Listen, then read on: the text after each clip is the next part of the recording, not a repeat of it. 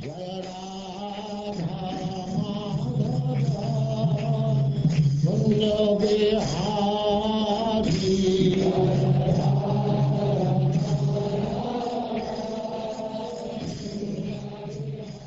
now Chapter 2, the activities of Maharaj Agnidra.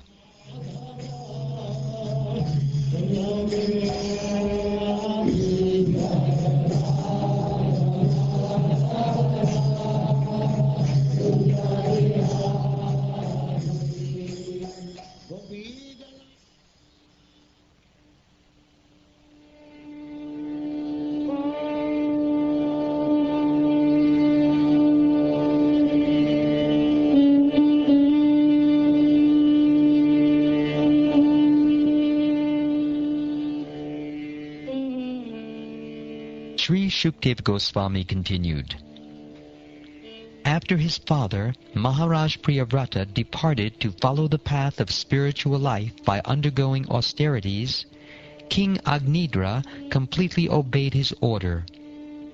Strictly observing the principles of religion, he gave full protection to the inhabitants of Jambudvip, as if they were his own begotten sons.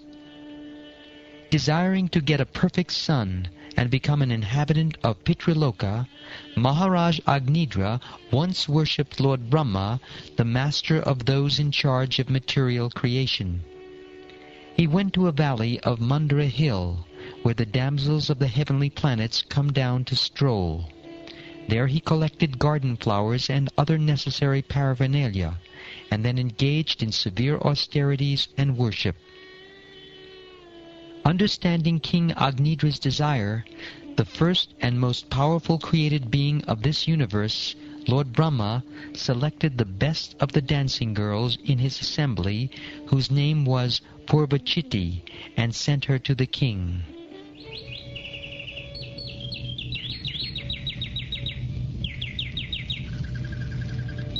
The Apsaras sent by Lord Brahma began strolling in a beautiful park near the place where the king was meditating and worshipping.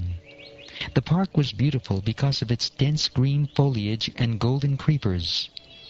There were pairs of varied birds, such as peacocks, and in a lake there were ducks and swans, all vibrating very sweet sounds. Thus the park was magnificently beautiful because of the foliage, the clear water, the lotus flowers, and the sweet singing of various kinds of birds. As Purvachiti passed by on the road in a very beautiful style and mood of her own, the pleasing ornaments on her ankles tinkled with her every step. Although Prince Agnidra was controlling his senses, practicing yoga with half-open eyes, he could see her with his lotus-like eyes, and when he heard the sweet tinkling of her bangles, he opened his eyes slightly more, and could see that she was just nearby. Like a honeybee, the Apsara smelled the beautiful and attractive flowers. She could attract the minds and vision of both humans and demigods by her playful movements, her shyness and humility, her glances, the very pleasing sounds that poured from her mouth as she spoke, and the motion of her limbs. By all these qualities she opened for Cupid, who bears an arrow of flowers, a path of oral reception into the minds of men. When she spoke, nectar seemed to flow from her mouth. As she breathed, the bees, mad for the taste of her breath, tried to hover about her beautiful lotus-like eyes. Disturbed by the bees, she tried to move hastily, but as she raised her feet to walk quickly, her hair, the belt on her hips, and her breasts, which were like water jugs, also moved in a way that made her extremely beautiful and attractive. Indeed, she seemed to be making a path for the entrance of Cupid, who is most powerful. Therefore the prince, completely subdued by seeing her, spoke to her as follows. The prince mistakenly addressed the Apsara, thinking her to be a male sage. "O best of saintly persons, who are you? Why are you on this hill? And what do you want to do? Are you one of the illusory potencies of the Supreme Personality of Godhead? You seem to be carrying 2 bows without strings. What is the reason you carry these bows? Is it for some purpose of your own, or for the sake of a friend? Perhaps you carry them to kill the mad animals in this forest. Then Agnidra observed the glancing eyes of Purvachiti and said, "My dear friend, you have 2 very powerful arrows, namely your glancing eyes. Those arrows have feathers, like the petals of a lotus flower. Although they have no shafts, they are very beautiful, and they have very sharp, piercing points. They appear very peaceful, and thus it seems that they will not be shot at anyone.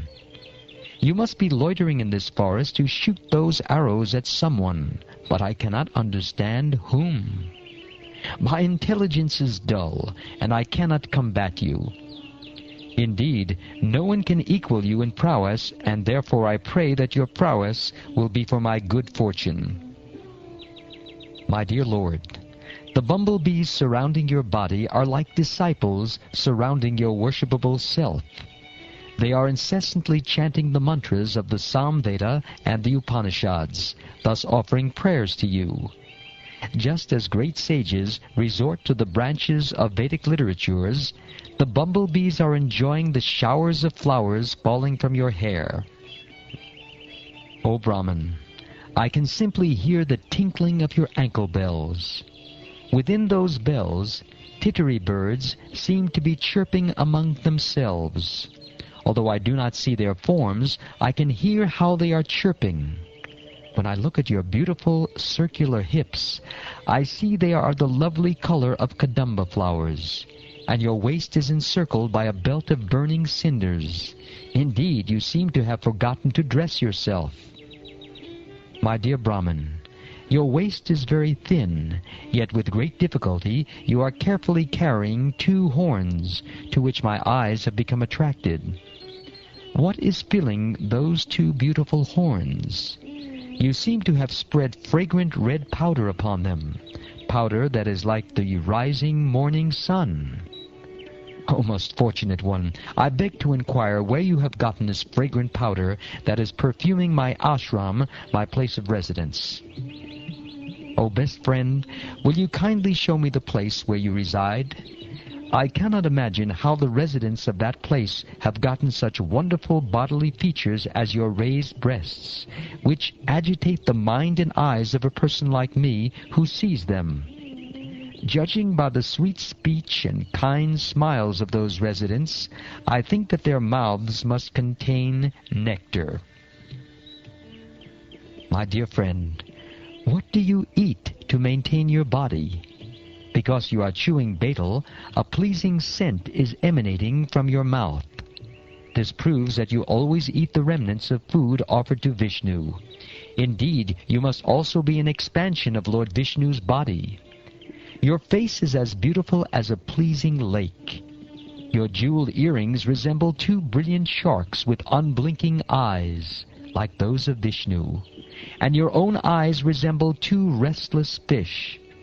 Simultaneously, therefore, 2 sharks and 2 restless fish are swimming in the lake of your face. Besides them, the white rows of your teeth seem like rows of very beautiful swans in the water, and your scattered hair resembles swarms of bumblebees following the beauty of your face. My mind is already restless, and by playing with the ball, moving it all about with your lotus-like palm, you are also agitating my eyes. Your curling black hair is now scattered, but you are not attentive to arranging it. Are you not going to arrange it? Like a man attached to a woman, the most cunning wind is trying to take off your lower garment. Are you not mindful of it? O best among those performing austerities, where did you get this wonderful beauty that dismantles the austerities performed by others? Where have you learned this art? What austerity have you undergone to achieve this beauty, my dear friend? I desire that you join me to perform austerity and penance, for it may be that the Creator of the universe, Lord Brahma, being pleased with me, has sent you to become my wife. Lord Brahma, who is worshipped by the Brahmins, has very mercifully given you to me, and that is why I have met you. I do not want to give up your company, for my mind and eyes are fixed upon you, and cannot be drawn away. O woman with beautiful raised breasts, I am your follower. You may take me wherever you like, and your friends may also follow me.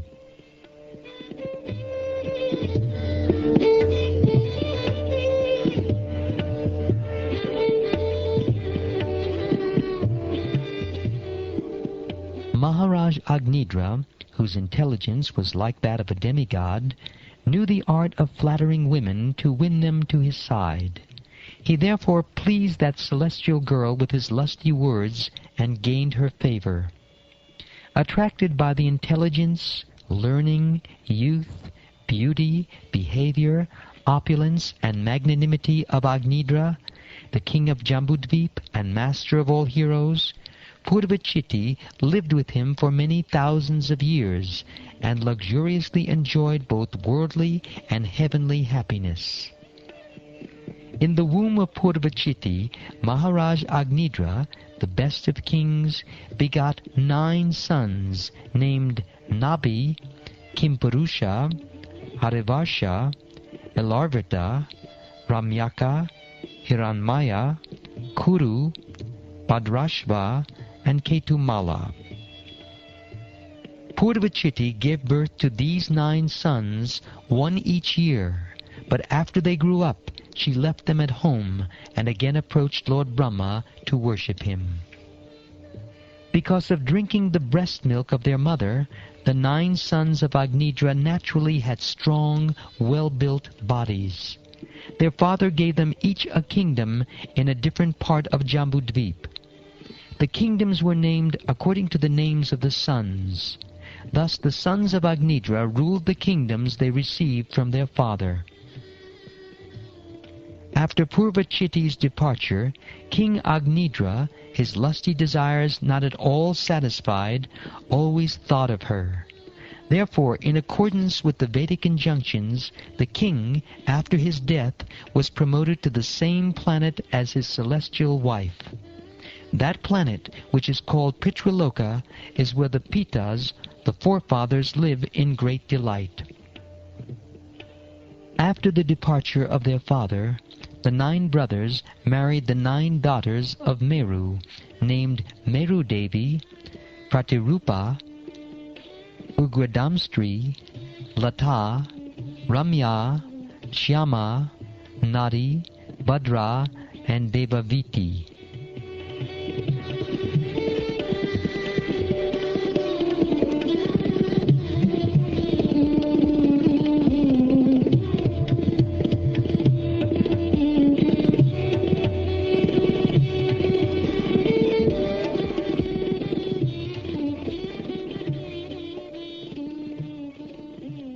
Thus ends the 2nd chapter of the 5th canto of the Srimad Bhagavatam, entitled The Activities of Maharaj Agnidra.